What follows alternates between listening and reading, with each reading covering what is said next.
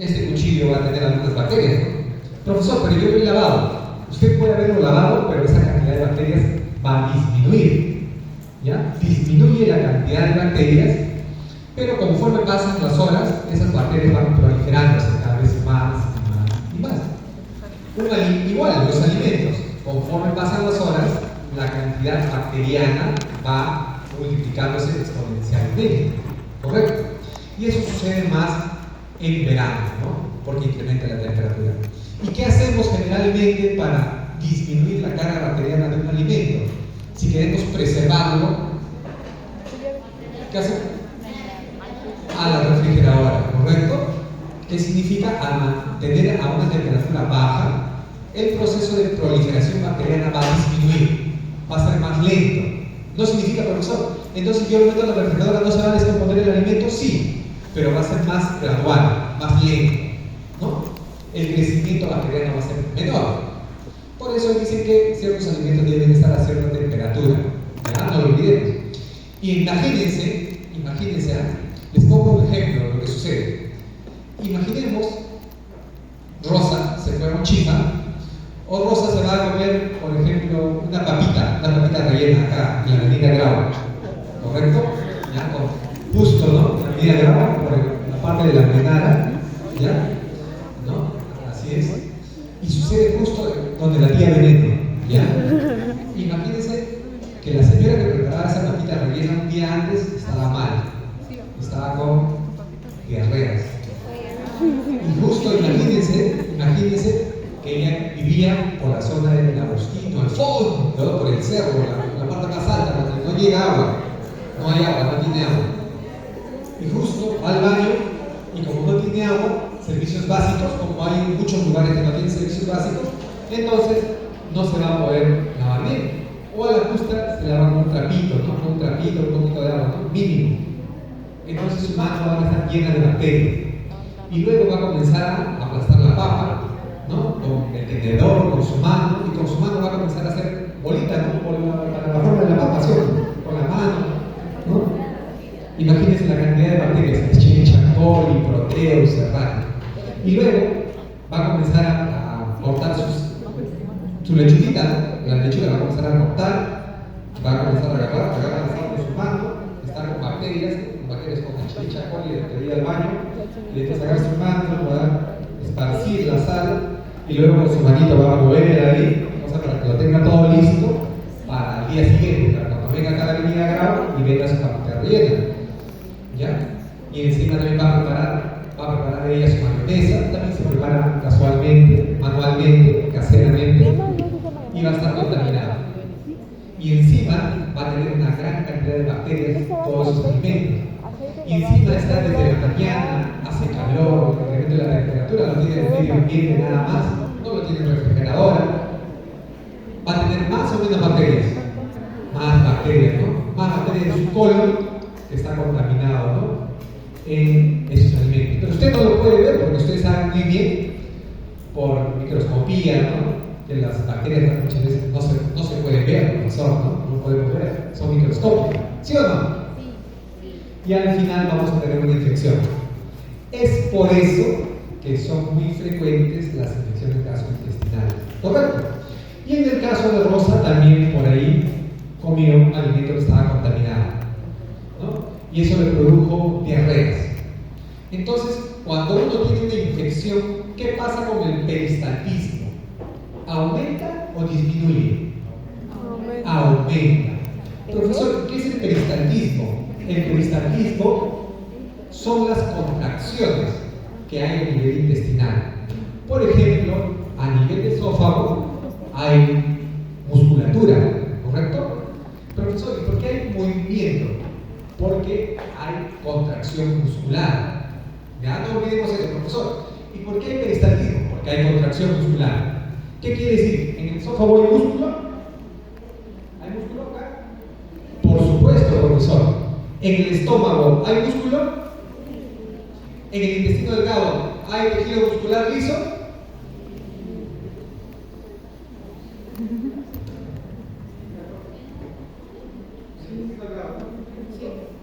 Por supuesto, hay tejido muscular liso. ¿Intestino grueso hay músculo? ¿no? A nivel de todo el tubo gastrointestinal hay musculatura lisa, ¿correcto? No olviden esto, por favor. Olvídense el nombre de su mejor amigo, de su mejor amiga, de su pinky friend, de lo que sea, pero nunca olviden que a nivel gastrointestinal hay musculatura lisa. Perfecto, muy bien, está atenta, muy bien, musculatura lisa. Y entonces esa musculatura lisa se contrae y se relaja, se contrae y se relaja, se contrae y se relaja. ¿Ya? No olviden eso. Entonces, el peristaltismo, proceso de contracción, relajación, son los movimientos a nivel muscular que van a permitir el avance de los alimentos. Pero ¿qué es lo que pasa? Cuando proliferan las bacterias a nivel gastrointestinal, como un mecanismo de defensa, ese peristaltismo va a aumentar. Se contrae más enérgicamente, más enérgicamente. ¿Para qué? Si yo soy una bacteria, para que me trate de eliminar, ¿correcto? Ese es el mecanismo fisiopatológico. Aumenta el peristaltismo, ¿para qué, profesor? Para tratar de eliminarme. Imagínense, les pongo un ejemplo. Al fondo está la boca, el esófago. Acá está el ano. Acá está el colon. Miren, acá está el colon. Acá está el intestino delgado. Por acá estará duodeno. Por acá estará estómago. Por acá estará esófago. ¿Correcto? Entonces, las bacterias, imagínense si aumenta el peristaltismo. Cuando aumenta el peristaltismo, entonces va a tratar de eliminarse toda esa cantidad de bacterias. Aumenta el peristaltismo, yo soy bacteria, me están eliminando.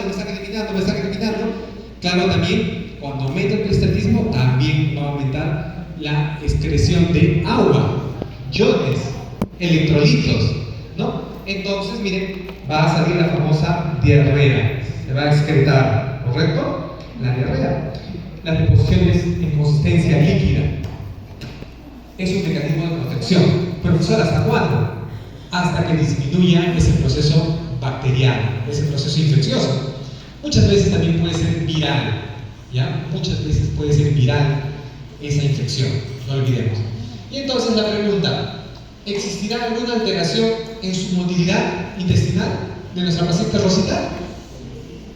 Por supuesto, ¿no? Sí, probablemente va a estar alterado.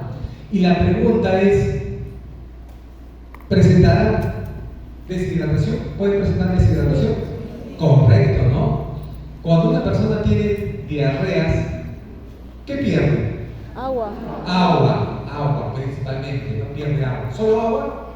No, Electrolitos, como el sodio, potasio, cloro, bicarbonato, ¿no? Va a perder una gran cantidad de electrolitos. Y nosotros, ustedes que han visto la parte cardiovascular, ¿sí o no?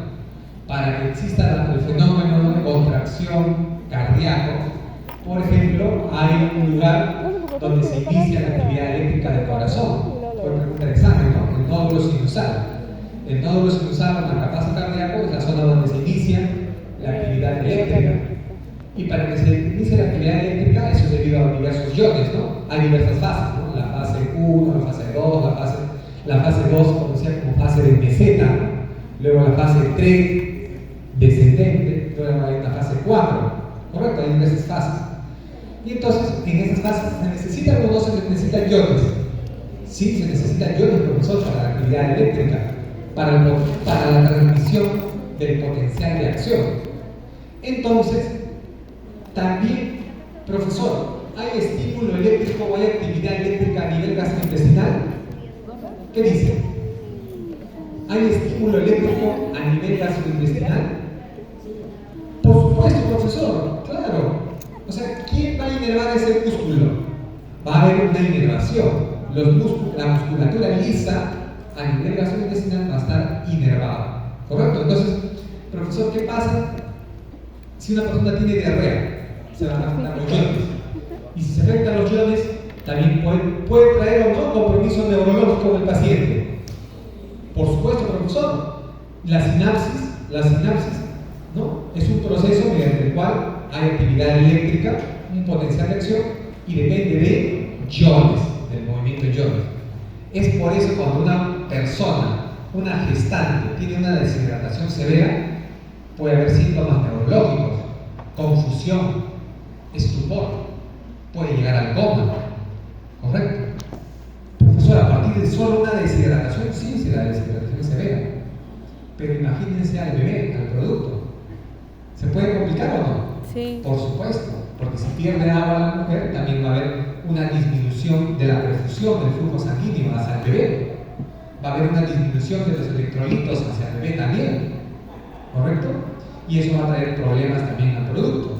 Entonces, cuando tenemos una gestante, los problemas se multiplican por 2, ¿correcto? Y es importante entonces reponer, ¿no? Reponer lo más pronto posible. Si uno pierde mediante las diarreas medio litro, ¿cuánto debe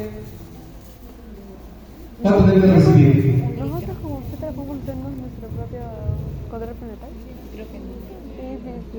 Perfecto, está a medio litro, ¿no? Así es, debe reponerse, ¿no? Si pierde 500, hay que reponer 500, ¿correcto? ¿Ya? Eso es importante. Profesor, ¿pero qué pasa si tratamos de que reponga y lo vomita? No lo tolera. ¿Qué hacemos? Suero. Entonces, buscamos otra forma de reponer. Nunca lo olviden. Muy bien, ¿eh? Profesor, está perdiendo medio litro, 1 litro, litro y medio por diarrea. Se está descompensando, ustedes tienen que compensarlo de manera inmediata. ¿Cómo así? Si pierde, tengo que reponer las pérdidas, ¿correcto, no? Imaginemos si ustedes se quedan sin comida, alguien se lleva su comida, usted tiene que comer de donde sea, ¿no? ¿Sí o no? Tiene que reponer esa cantidad de calorías que necesita, ¿correcto? No lo olvidemos. Profesor, y si tiene vómitos, no tolera, entonces tendrá que ser por vía endovenosa. Siguiente pregunta. A ver, ayúdenme. Pregunta 2. ¿Es importante los conocimientos fisiológicos de la motilidad gastrointestinal en el personal de salud? ¿Es importante o no? Sí. Por supuesto. Y en la gestante hay más alteraciones, les cuento, debido, por ejemplo, a factores hormonales, como la progesterona. Es una hormona que va a actuar a nivel gastrointestinal. ¿Aumenta o disminuye la motilidad gastrointestinal la progesterona?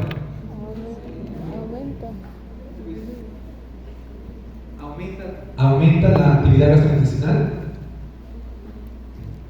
¿Aumenta?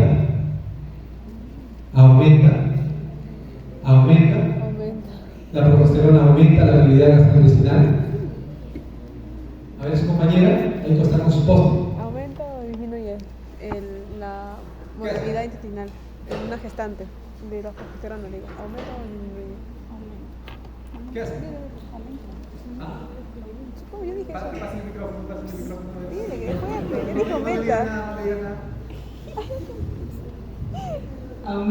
¿Aumenta qué? La motilidad gastrointestinal. ¿Por qué? ¿Producto de qué? ¿Producto de qué? No le digan nada. Por las hormonas. ¿Qué hormona estamos hablando? La progesterona. Muy bien. Les digo para que estén atentos, ¿ya? Yo sé que estoy viendo, ustedes se distraen fácilmente, pero miren, Motilidad. No, motilidad. la respuesta es disminuye el peristaltismo, ¿ya? Si hubiera sido pregunta de examen, ya no hubiera eso, hubiera dado la mayoría. Pero felizmente estamos recién teniendo la clase. La progesterona, ¿ya? Disminuye el peristaltismo. Nunca lo olviden, disminuye. Es por eso que cuando una gestante come,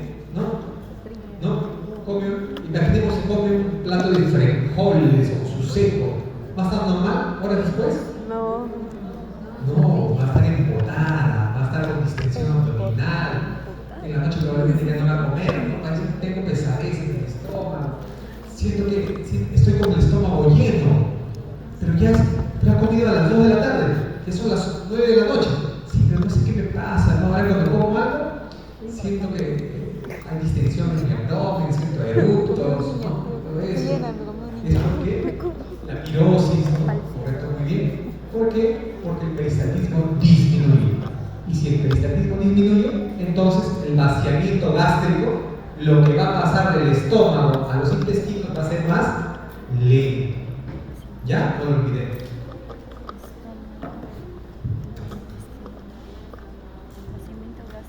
El peristaltismo, profesor, hay muchos factores que alteran el peristaltismo. Uno de ellos son las hormonas. Por ejemplo, algunas hormonas alteran el peristaltismo. Por ejemplo, algunos fármacos, algunas sustancias también alteran el peristaltismo, como por ejemplo el tabaco disminuye el peristaltismo, el alcohol disminuye el peristaltismo, lo vamos a ver en un rato.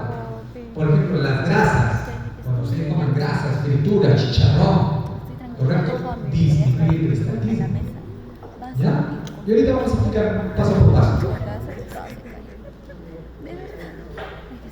A ver, vamos a ver bien esta diapositiva es muy importante.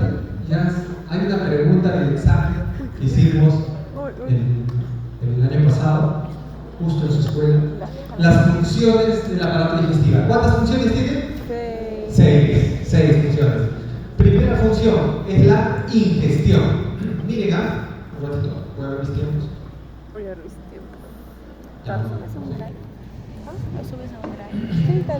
Miren, estimados estudiantes, ustedes van a aprender acá en este curso de gastro para su vida. O sea, a partir de hoy van a ser mejores personas. ¿Ya? Miren, ¿van a vivir más o van a vivir menos? Profesor, sí.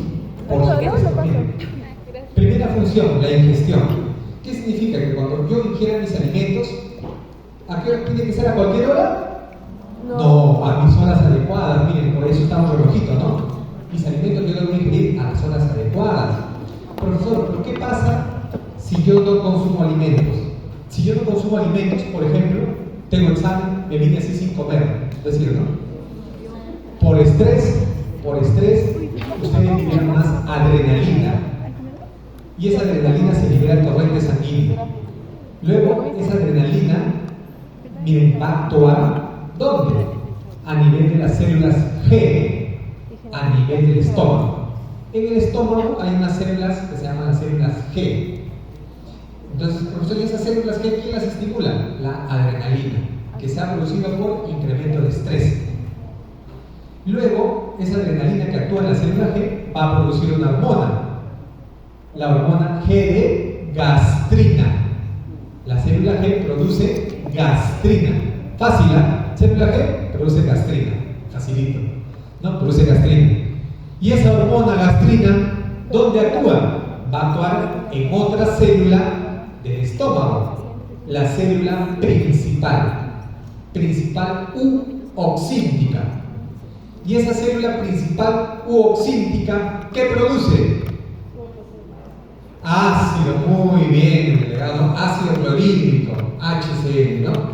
Esa célula principal U oxíntica produce ácido clorhídrico y el factor intrínseco de Kastler. Nunca se olviden, ¿ah? Esa célula letal U oxíntica, ¿qué produce? HCl, factor intrínseco de Kastler. Muy bien, pregunta para una de las alternativas para el examen, ¿no? Puede ver para correlacionar, ¿no? Célula producción, ¿no? Ahí está la célula enterocromafil, la célula principal, la célula G, la célula D y así, ¿no? Y sus diversas, ¿no? Y muy bien, continuamos. Entonces, habíamos dicho, se produce gastrina y esa gastrina va a actuar ¿dónde? En la célula principal oxíntica. ¿Y qué va a hacer la célula principal? Producir más ácido clorhídrico. Y si imagínense, ustedes ya de por sí tenían una gastritis, se estresaron más, se produce más ácido clorhídrico y eso va a producir más daño de la mucosa intestinal, más daño. Y esa gastritis, células parietales u oxínticas, también se llama, sí, también tiene varios nombres, así es, tiene varias células parietales, ¿no? U oxínticas, también tiene varios nombres, está bien. Y estas células oxínticas, ¿correcto?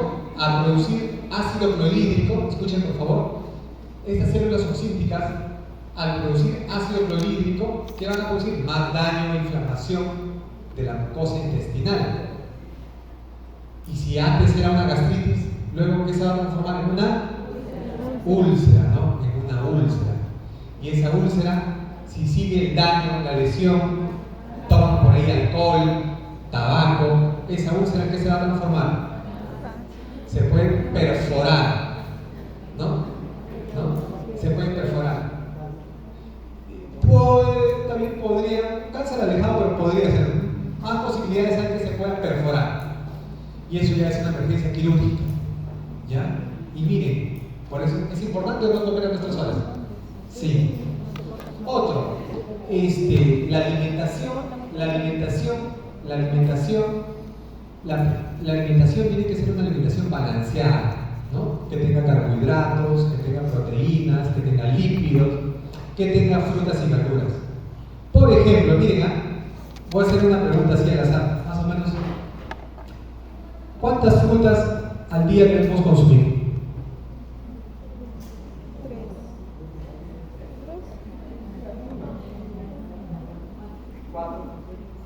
Uno en cada medio, desayuno, fruta, almuerzo, fruta, cena, no, fruta no. No sé si hay que hacer la lista. Dos, tres. ¿Usted cuántas frutas consume al día? ¿Ah? Una, a lo mucho a la semana, dice. ¿Cuánto dijo? Jóvenes, lo que recomiendan las distintas sociedades es que debemos consumir mínimo 5 frutas al día. 5 frutas, ¿no? De distintos colores, ¿no? De distintos colores. ¿Por qué? Porque vamos a tener una alimentación más variada, van a tener oligoelementos. ¿Y eso que viene con idea medicina? Por supuesto, sí. Perfecto, muy buen comentario. Yo estoy diciendo las 5 frutas al día, pero no estoy diciendo 1 kilo de mandarina, medio kilo por ejemplo, de manzana, no. Una manzana, puede ser un plátano, por ejemplo, no. Durante todo el día, no es que durante la tarde, no. Puede ser a media mañana se coma usted un plátano, correcto, y una mandarina. En la mañana, 10 de la mañana, ¿correcto? Imaginemos que usted toma su desayuno a 8 de la mañana, 10 de la mañana, 2 frutas. Luego en la tarde, por ejemplo, 5 de la tarde, otras 2 frutas más distintas, ¿no? ¿Correcto? Ya, eso es importante. Profesor, pero yo me como 1 kilo de mandarina. No, pues no. Esa debe ser una nutrición equilibrada, balanceada. ¿Ya? Claro, lo mejor es la fruta en la cual usted la pela, ¿no? La pela, consume con todas sus fibras, ¿no? Y todo eso. Claro, no va a ser gradual, claro. Si usted consume el alimento, por ejemplo, profesor, si me tomo, por ejemplo, un vaso de naranja, ¿cuenta? No, pues lo ideal es que usted se coma la naranja, ¿no? Que pegue la cáscara y se coma, correcto, y como muy bien, como dice su compañero profesor, pero si yo como la naranja, correcto, ya al comerla con fibra, o sea, la absorción va a ser más lenta, ¿no? Va a ser más lenta, más equilibrada. No voy a tener problema. Eso es lo mejor. Muy bien. Entonces, miren, esas características. Y también debo hidratarme, ¿no? De manera adecuada, ¿no? Más o menos ¿cuántos litros de agua debo tomar al día? Depende de tu peso. Depende del peso, sí, ¿no? Más o menos en una persona de 60 kilos, más o menos casi 2 a 3 litros, en promedio, por ahí, ¿no? Claro está, profesor, pero me puede decir, pero si yo hago deporte, ¿debo tomar más agua? Correcto, si usted hace deporte va a tomar más agua. Profesor, si usted camina más, claro, tomará más agua, ¿correcto? Pero lo importante es agua sola, no gaseosa, ¿no? ¿Correcto? No azúcares simples, ¿ya? No azúcares simples.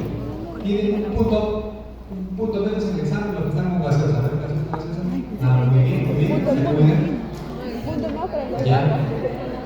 Muy bien, agua sola, ¿está bien? Felicito. Haz un punto. Continuemos, muchachos, muy bien. Ahí quedó su agua, muy bien. Tiene que ser agua sola, muy bien. Continuemos. Muchachos, a ver. Segunda función. Segunda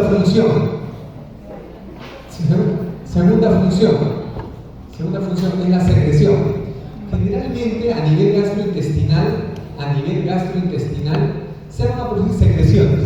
Por ejemplo, la secreción salival, por ejemplo, la secreción pancreática, la secreción biliar, la secreción intestinal, diversos tipos de secreciones. Y más o menos, ¿cuántos litros de secreciones se producen al día? Usted. ¿Cuántos litros? ¿Cuántos litros de secreciones se producen en 24 horas? ¿Secreción se refiere a orina? No, secreciones gastrointestinales. De la vida. Saliva, ¿no? Secreción biliar, gástrica, intestinal. ¿Ah?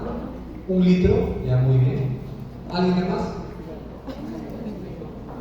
Por ahí dice 5. No sé cuánto te da, no, 4. Si fuera pregunta de examen, ya estarían todos desjalados. 2. ¿Cuántos? En promedio. ¿Cuántos días tiene la semana? 7. ¿En cuántos días Dios creó el mundo? 7 litros. En promedio, ¿no? En promedio, 7 más o menos 1 litro. Ya en promedio, 7 litros. Por ejemplo, de saliva, en un día se produce de litro a litro y medio. ¿Sabía? Profesor, ¡wow! Al día se produce de litro a litro y medio de saliva. Sí, de litro a litro y medio de saliva. Deglutiendo, ¿no? Estamos deglutiendo, pasando.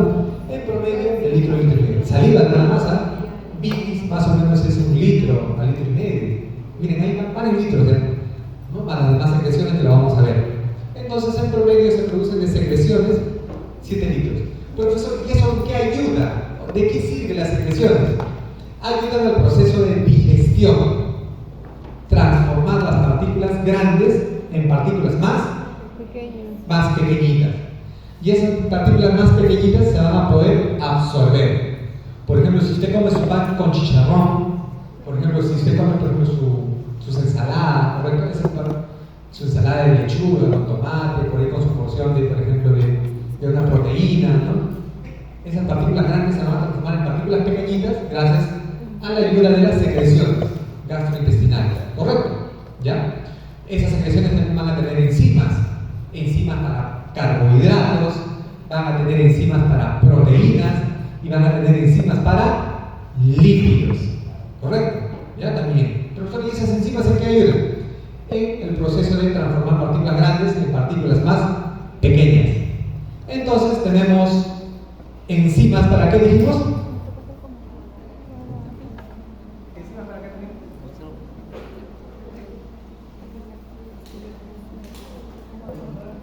¿Enzimas para qué?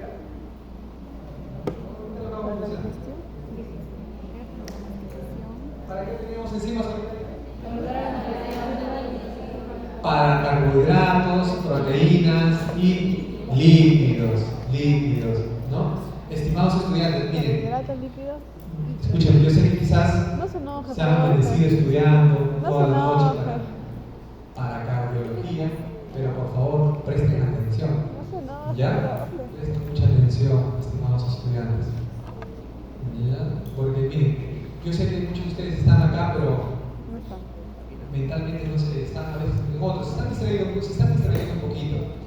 Y estamos poniendo de nuestra parte para que presten atención, ¿correcto? Porque es muy importante, no solo para mí, para ustedes, para su familia, para sus seres queridos, su papá, su mamá, sus pacientes, sus gestantes, ¿no? Sus gestantes, ¿correcto? ¿No? Porque siempre le van a preguntar a ustedes, ¿no? ¿Qué puedo hacer? ¿No van a acudir ante ustedes? ¿No? Ustedes no van a decir, no sé eso, ¿no? ¿Correcto? Correcto, tiene que hacer saber de todo. ¿Ya? Muy bien, continuamos. Entonces, ahora vamos a la siguiente, tercera función, la mezcla y propulsión, ¿correcto? La mezcla y propulsión. ¿Qué significa eso, profesor? Que debido a los movimientos a nivel gastrointestinal del tubo, se van a mezclar los alimentos. Por ejemplo, en el estómago, ¿no? Hay mezcla de los alimentos. Pero también esos movimientos van a permitir el avance, ¿correcto? Van a permitir el avance del alimento. No olvidemos eso. Tercera función. Cuarta función, la digestión. ¿Y qué es ese proceso de digestión? Es transformar las partículas grandes en partículas más pequeñas,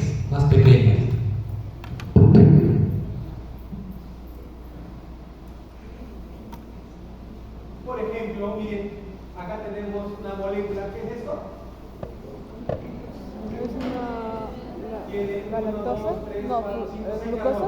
Glucosa. La glucosa, ¿no? Por ejemplo, es una partícula más pequeña, la glucosa, que esto tendría que ser un aminoácido, ¿correcto?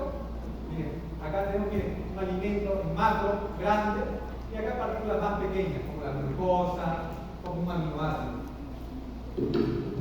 Y son las partículas pequeñas las que se absorben, ¿correcto? No es que se absorba una proteína entera a nivel intestinal, no, se absorben iones, se absorben aminoácidos, dipéptidos, ¿no? Partículas pequeñas, se absorbe agua, se absorbe glucosa, partículas muy pequeñas, se absorbe a nivel intestinal. Ya no olvidemos eso, por favor. Por eso es importante el proceso de digestión, una serie de procesos para transformar partículas grandes en partículas más pequeñas. Otro, la absorción. Como pueden ver,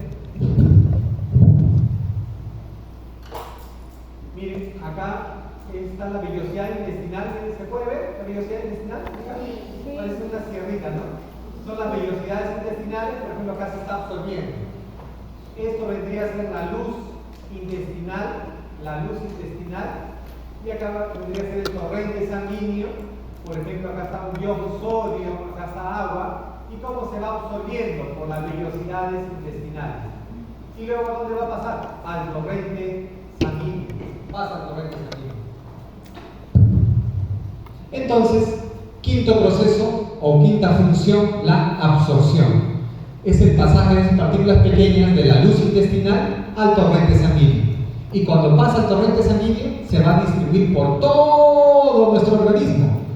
Va a haber, por ejemplo, glucosa, agua, nutrientes que van a llegar a las neuronas, van a llegar a nuestras células cardíacas, a nuestras células del pulmón, del riñón, del hígado, a nivel muscular. Esos nutrientes van a llegar al feto, al bebé, al producto, ¿no? ¿Correcto? Le va a llegar para que pueda crecer. Le van a llegar vitaminas, aminoácidos, glucosa, lípidos, para que ese bebé pueda crecer sano y fuerte, ¿no? Y robusto. Y después, más o menos, años después, puede estar aceptado así como ustedes, ¿no? Así es, miren, y termine siendo un gran profesional. Por eso es importante la nutrición adecuada. Y por último, la sexta función es la defecación. Generalmente se va a eliminar lo que no se absorbe, ¿no? Las sustancias de desecho, bacterias también se absorben, bacterias, ¿ya? Eso es importante. Y generalmente la defecación, normalmente cada cuánto tiempo debemos defecar? ¿A 3 días? Es necesario, o sea, lo normal es, ya después de consumir alimentos, no se amarren con su compañero, ¿no? A veces está comiendo y después, ratito, ya venga, ¿no? Y se va por ir al baño. Es normal, es parte fisiológica, ¿no? Cuando uno consume un alimento, distiende el estómago, aumenta el peristaltismo, incrementa el reflejo gastrocólico y le da ganas de ir al baño. Es normal, ¿ya? Es parte de la fisiología. Claro que está que algunas personas, ¿no? Para no ir varias veces al baño, ¿no? Como que solo van una vez al baño, ¿no? A hacer reposición. Está dentro del rango, ¿no? Entre 3 veces a 1 vez al día. ¿Correcto? Pero ya lo patológico, ya está, estamos hablando del profesor. Yo voy al baño cada 2 días. A eso ya es un problema. Ya es estreñido. Profesor, ¿te pasa algo si soy estreñido? Una gran cantidad de problemas. Si una persona es estreñida, el profesor dice, ¿cómo saben, ah? Profesor, yo como mi pitahaya, dice. ¿Cómo saben, verdad? No, ¿cómo es que la encontré por ahí, no? ¿Ya? Sí, la pitahaya es muy buena, ¿no? La pitahaya, la ciruela, ¿no? La agüita de granadilla, ¿no? La chía, muy bien. 2, 3 estreñidos, muy bien. ¿Ya? Entonces, siempre miren, les cuento. Yo tengo una gran cantidad de familiares que siempre me dicen, no, Jesús, ¿sabes qué? No voy a hacer hace 2, 3 días, recién terminaron un fármaco. Yo le digo que lo mejor es lo natural, siempre, ¿no? Lo mejor siempre es lo natural, ¿correcto? Porque fármacos mejor es lo natural. Primero es que se hidrate bien, bastante fibra, bastante verdura, frutas. Y si por ahí no puede ser, bueno, ¿no? Ahí su ciruela, no sé, sus guindones, agüita de membrín, granadilla, disculpen, granadilla, ¿correcto? Ahí, algo volador, unas 2-3 granadillas, ¿ya? Y eso también va a ayudar. ¿Por ahí? ¿Preguntas? ¿Hija? Ok. Entonces, ¿quieren hacer una pregunta normal? La mano, solo una consulta. Muy bien. Entonces, somos las 6 funciones del aparato digestivo. A ver, miren, vamos a ver, estimados estudiantes, miren, en cuanto a la motilidad intestinal, a partir cuando el alimento ya está en la boca, comienza el proceso de digestión. ¿Ya? Cuando un alimento está en la boca y nosotros comenzamos a masticar el alimento, eso va a hacer que se produzcan glándulas, nuestras glándulas salivales secreten más saliva. ¿Correcto? Conforme usted va comiendo, se va secretando más saliva. ¿Y esa más saliva qué contiene, profesor? La saliva contiene agua, iones, enzimas. Y también tiene enzimas ya para carbohidratos. ¿Ya? No olviden. Bolas. Músculo circular. La saliva contiene enzimas para Carbohidratos. Muy bien, está atento, ¿no? Está atento. Estaba sonando su ojito, pero estaba atento, concentrado. Muy bien, muy bien. Sí, pero la saliva también produce enzimas o tiene enzimas para los carbohidratos, ¿correcto? No olvidemos eso.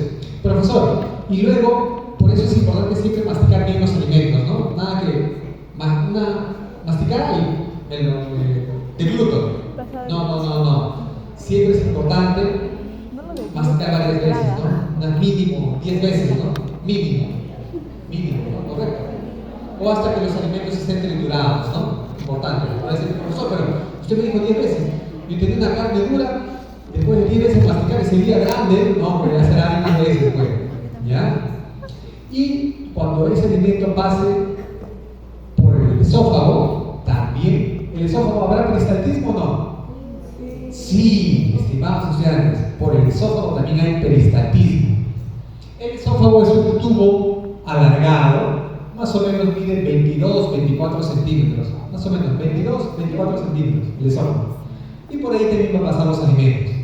¿Ya? No olvidemos. Pero profesor, ¿va a haber peristaltismo? Sí, va a haber peristaltismo en el esófago, no lo olvidemos. Y miren, esta es una gráfica muy interesante. Miren, de esta gráfica siempre viene una pregunta también, ¿ah? Miren, me voy a detener, estoy diciendo las fijas, muchachos, ¿ah? Miren, le estoy diciendo las fijas, ¿ya? No, yo siempre pregunto de acá. Lo que pasa es otra cosa que se olvida, miren, ¿ya? Pero espero que ustedes no se olviden, ¿ya?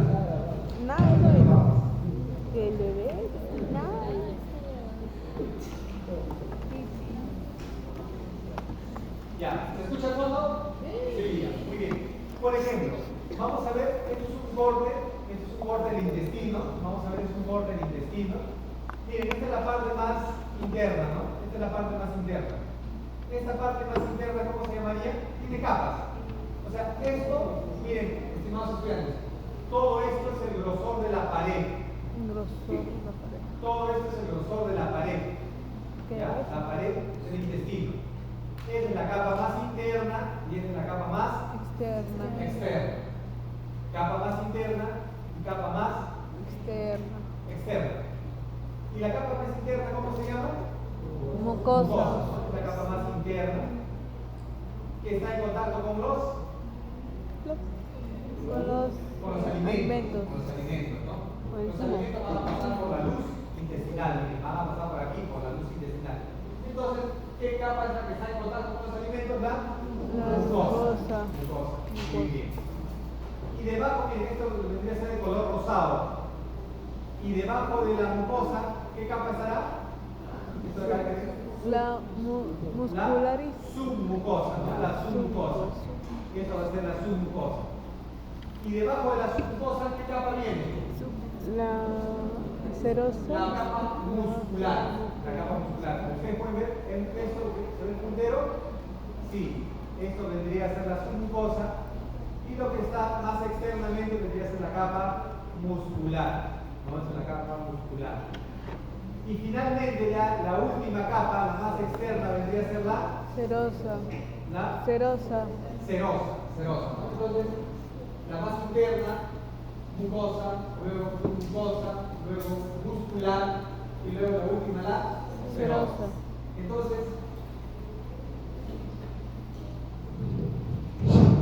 Entonces, todas las capas de la más interna, mucosa, submucosa, muscular y serosa. A nivel de todo el tubo gastrointestinal tiene esas capas, excepto una porción. A ver, vuelvo a repetir. A nivel de todo el tubo gastrointestinal tiene serosa, tiene muscular, tiene submucosa y mucosa. Pero solo hay un lugar donde no tiene serosa.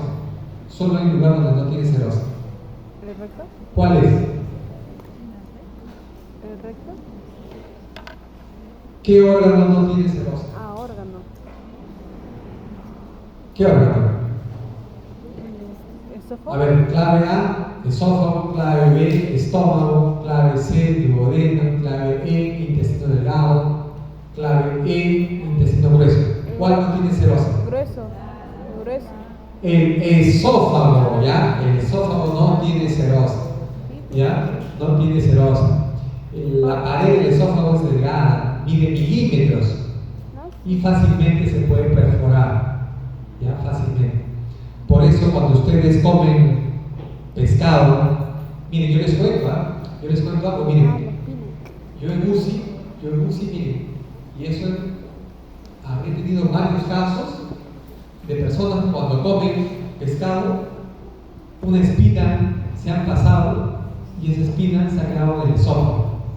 Perforó el esófago, o la pared del esófago es delgada, perforó el esófago, luego se produjo infección, infectó toda la región del mediastino, hizo sepsis, se llenó de pus el mediastino, la infección avanzó, tenía que ir al hospital, tenían que hacerle un corte en el tórax para llegar hasta el mediastino, ¿ya? Y poder sacar esa secreción purulenta. Y al final la infección avanzaba más y más, y al final los pacientes se morían. He tenido varios pacientes que se han muerto, todo por una espina que perforó el esófago. ¿Ya? ¿Ah? No, miren, escuchen. Por eso yo no como pescado. No, el pescado es uno de los mejores alimentos.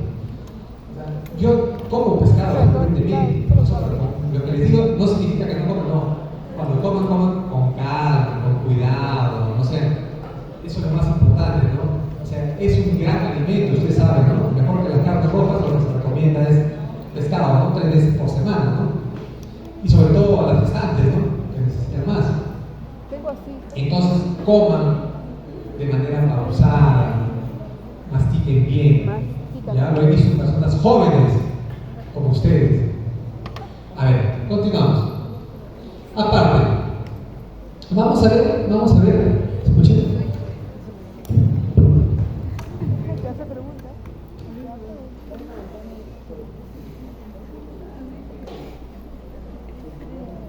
Jóvenes, aparte hay, en la pared del tubo gastrointestinal hay inervación. Hay tejido, por ejemplo, hay tejido nervioso que va a inervar. Por ejemplo, acá tenemos estructuras nerviosas, ¿no? Por ejemplo, un conjunto de estructuras nerviosas que van a formar, por ejemplo, los plexos, ¿no? Acá tenemos el plexo de ¿qué? Nervioso de Meissner. Y acá tenemos otro plexo nervioso mientérico, ¿no? De Auerbach. El plexo nervioso de Meissner y el plexo nervioso mientérico de Auerbach, ¿correcto? Por ejemplo, en ese plexo nervioso de Meissner, sobre todo, ¿en qué zona está? Miren acá. En la submucosa, profesor. Muy bien, está en la submucosa. Y miren, y ese plexo nervioso mientérico viene de mío. Generalmente, ¿dónde va a inervar? Músculo muscular. Tejido muscular, correcto. Su mismo nombre dice. Acá está. Generalmente hay plexos, ¿no? A nivel del tubo gastrointestinal de la pared hay tejido nervioso, ¿ya? Hay tejido nervioso. Por ejemplo, acá tengo mi músculo.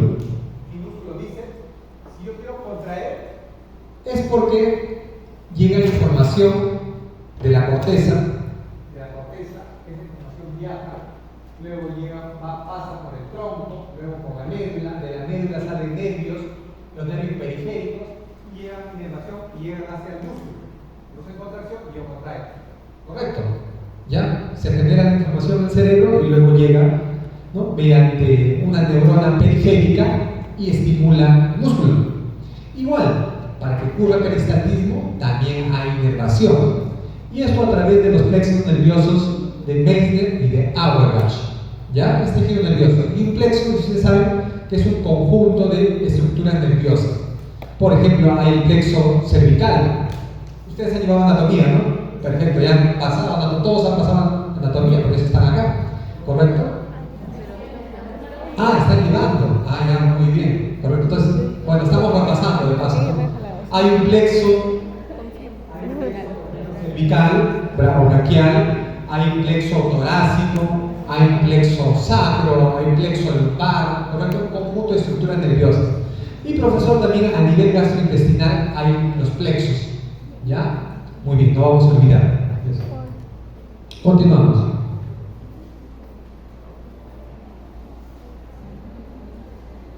Miren, esta gráfica es muy interesante.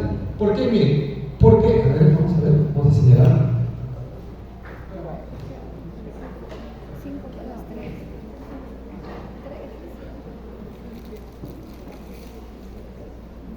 Ya miren, jóvenes, miren, esto es el esófago. El esófago es una estructura tubular. ¿Muscular o no?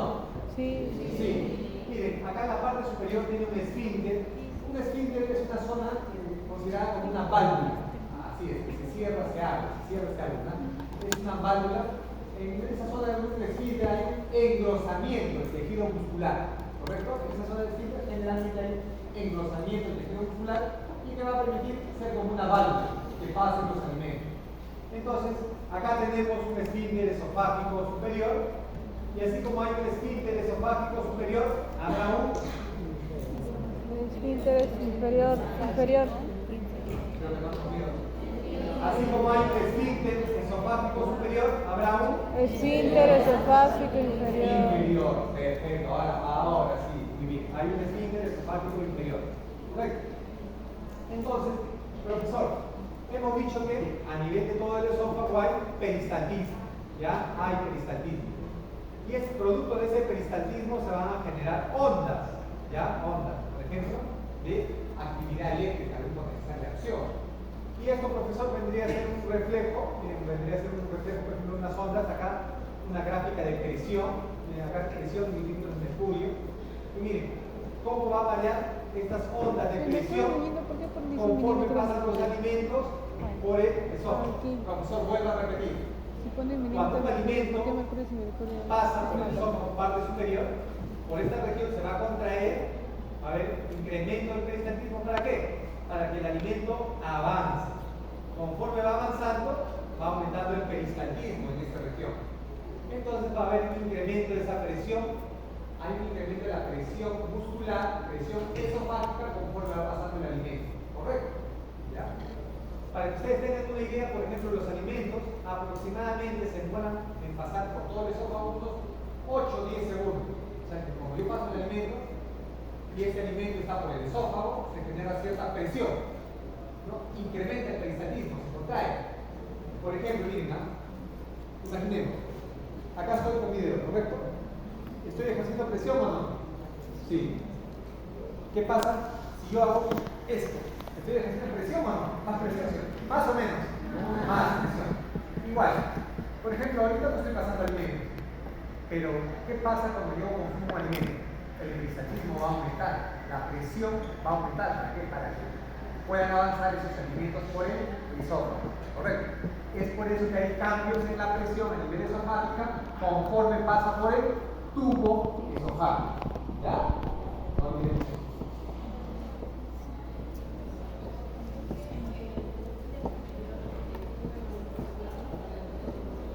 Ya.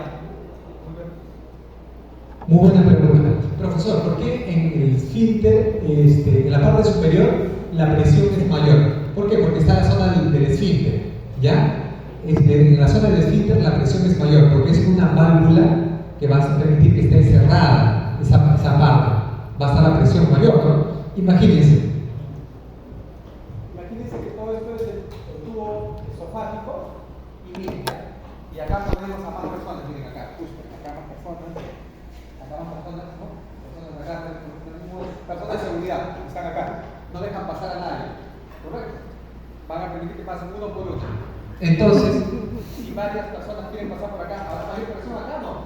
Sí, profesor, porque en la región del esfínter se genera más presión, ¿ya? ¿Por qué, profesor? Porque hay un incremento del tejido muscular y es una válvula que permite que los alimentos pasen gradualmente, ¿ya? Sobre todo en eso ayudan los esfínteres, que los alimentos pasen de manera gradual. Eso ayuda al esfínter, principalmente. Que los alimentos pasen de una zona a otra zona de manera gradual. No lo olvidemos. ¿Qué permite el esfínter? El esfínter. No, su mayor. ¿Su nombre? ¿Su nombre? Camila.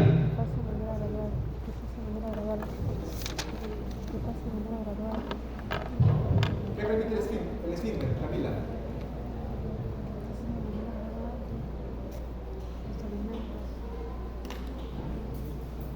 No permite pasar los alimentos. ¿Cuál es la función principal del esfínter? Pasarlos, pero gradualmente. Así es, muy bien, ¿no? Muy bien. Con ayudita, ¿no? Muy bien. Estén atentos, muchachos. Si yo les pregunto así es porque quiero que todos avancen, ¿ya? Porque todos avancen. Yo sé que deben estar cansados, lo sé, es una hora difícil, pero quiero que todos estén atentos, que avancen, ¿ya? Si no, que estaría avanzando, hace rato ya estaría en la siguiente diapositiva. Muy bien. Continuamos. A ver, y miren, esa es una fluoroscopía. Profesor, ¿qué es una fluoroscopía? A ver. Que te metan un tubo en la garganta. A ver, esto es un examen de fluoroscopía, pero no es una fluoroscopía, es un examen esofágico en el cual saber cómo va avanzando los alimentos con el tiempo. Ya, miren, por ejemplo, imagínense que esto es el esófago, ¿ya? Este es el esófago. Y vamos a tomar una foto, por ejemplo, de los alimentos en el segundo 1. A ver, ¿cómo así? Imaginemos que ahorita es a las 3 de la tarde. 3 de la tarde. Consume un alimento. 3 de la tarde. Punto, 00 minutos, 00 segundos. Me van a llevar una cámara de fluoroscopía, una cámara especial en la cual vamos a ver cómo va mis alimentos. Me dan el alimento a las 3 de la tarde en punto. A ver, ¿cómo va a estar ese alimento a las 3 de la tarde con un segundo? Miren, con un segundo. Luego que pasó un segundo, por el esófago, miren, este es el esófago. Está pasando ese alimento, ¿no? En el segundo 1.5, miren, ¿está en el segundo 1.5? ¿Está en el mismo lugar o está avanzando? Está avanzando. Está avanzando. En el segundo 3, son las 3 de la tarde y 3 segundos. 3 de la tarde y 3.3 segundos, miren. Va avanzando en este contenido alimentario que está en el esófago. Profesor, en el segundo 5. En el segundo 5, mire. ¿Qué? ¿Demora 13 segundos en pasar de acá para acá? En el segundo 8, mire, en el segundo 8. ¿Qué sucede en el segundo 8? Acá viene, acá está, en el segundo 8. ¿Qué pasó en el segundo 8?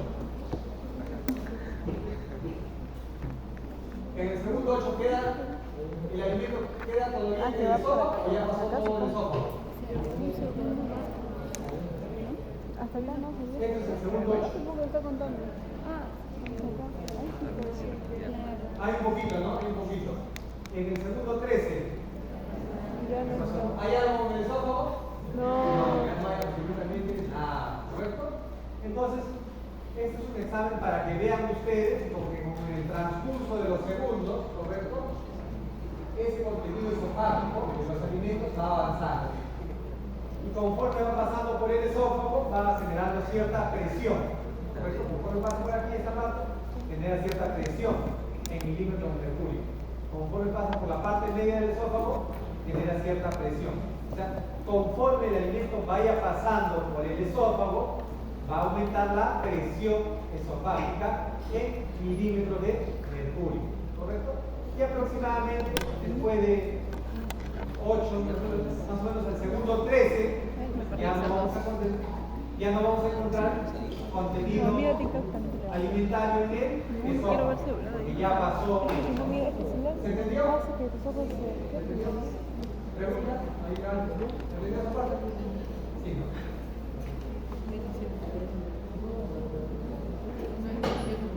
No entiendo cómo no me he dormido, porque no tenía solito.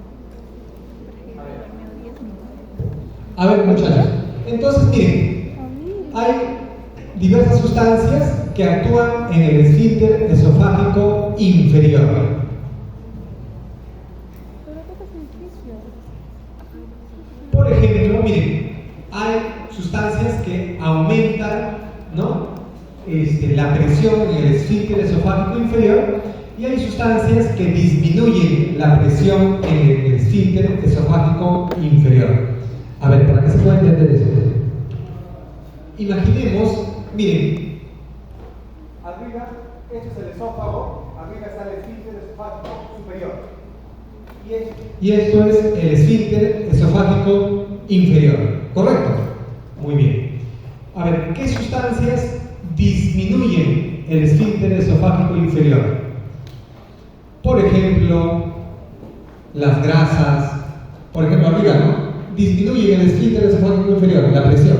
Colecistocinina, secretina, péptido GI, glucagón, estrógenos, progesterona, progesterona, antagonistas alfa-adrenérgicos, agonistas beta-adrenérgicos, anticolinérgicos, dopamina, óxido nítrico, la prostaglandina E1 y prostaglandina E2, las grasas, el chocolate, la menta, el alcohol. A ver, imaginemos, esto es el esófago. Si esto es el esófago, ¿qué sería esto? El estómago. El estómago. Imagínense que la presión acá está aumentada, ¿no? Si acá la presión está aumentada, ¿por qué estaría aumentada la presión del esfínter esofágico inferior? ¿Para evitar qué? Regurgitación. Perfecto, profesor, ¿no? Para evitar que el contenido del estómago, de esta parte del estómago, pase al esófago. Lo ideal es que está en el estómago, pase al intestino, al duodeno, lo ideal. No es lo correcto si acá hay contenido intestinal, contenido estomacal, para ser preciso, del estómago, suba por el esófago. Eso no es lo normal, pues. Y para eso hay un esfínter. ¿Y ese esfínter cómo va a estar la presión? Aumentada, profesor.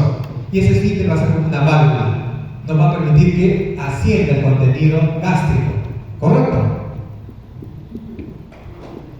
Imagínense que es como si acá pusiéramos a esas personas de seguridad, ¿no? Imagínense, ¿no?, que pesan 150 kilos, uno acá y otro acá. Y alguien quiere subir por acá. No va a permitir, ¿correcto? Pero ahora imagínense en el esófago qué sustancias van a disminuir la presión. O sea, van a abrir ese esfínter. El chocolate te abre,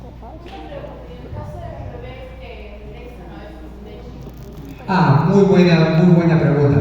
Lo que pasa es que en los bebitos, en ellos, como recién han nacido, recién se está dando el desarrollo del tubo gastrointestinal, ¿correcto?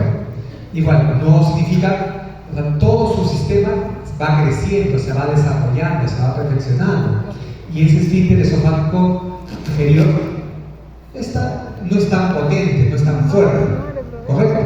Es por eso que los niñitos también, bueno, existen muchas condiciones. Cuando un bebito lacta, no solo pasa la leche materna, sino también pasa aire, ¿no? Pasa mucho aire, el estómago se llena de aire, y al llenarse el estómago de aire, distiende el estómago, y al distender el estómago también va a abrir, ¿no?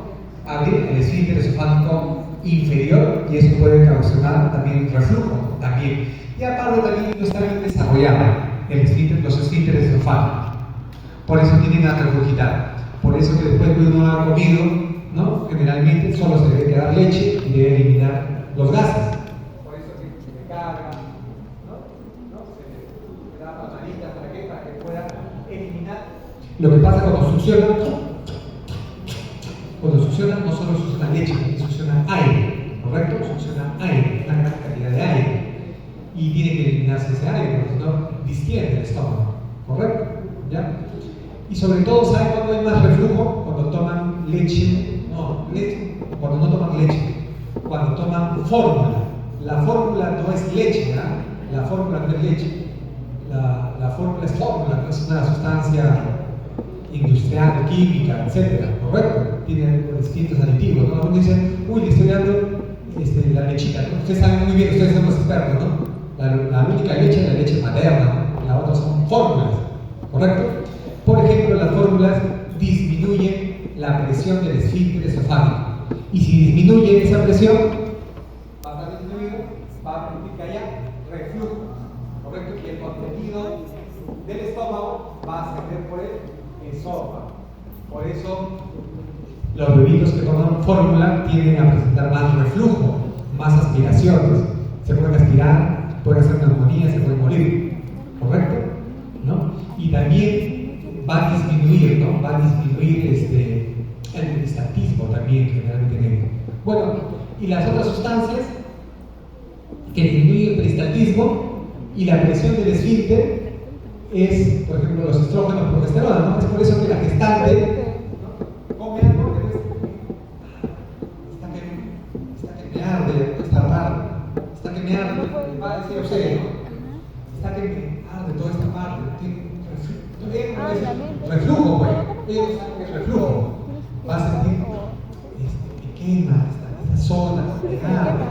Es el reflujo que sucede por acción de las hormonas, debido a que la presión del esfínter esofágico inferior, ¿cómo está? ¿Aumentada o disminuida? Disminuida, ¿no? Disminuida, ¿no? La presión, ¿no? Debido a todos esos componentes. Por ejemplo, cuando ustedes imaginemos, mira, para que se acuerden, muchachos. Imaginemos que es Navidad, ¿ya? Y antes les cuento, en mi casa teníamos la costumbre, a medianoche recién comíamos, ¿no? A medianoche recién cenábamos, ¿no?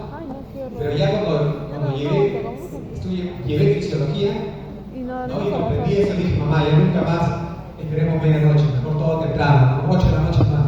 No, pero hijo, como se llama, no, pero siempre a medianoche es Navidad, no, mamita, pero por nuestro bien, por nuestra salud, ¿no? Me explicaba, ¿no? Entonces, ¿por qué? Porque las grasas disminuyen la presión en el esfínter esofágico inferior. Imaginemos que usted, a medianoche, muchachos, ¿qué son? ¿Quieren seguir breve? ¿Chiquito? ¿O continuamos hasta el 4? ¿Qué dice? ¿Qué dice el delegado? Miren, ¿qué son? Porque si después te clase, o hacemos un breve o continuamos. Son 3 y 12. ¿Ah? ¿Qué dice? Ya, 5 minutos.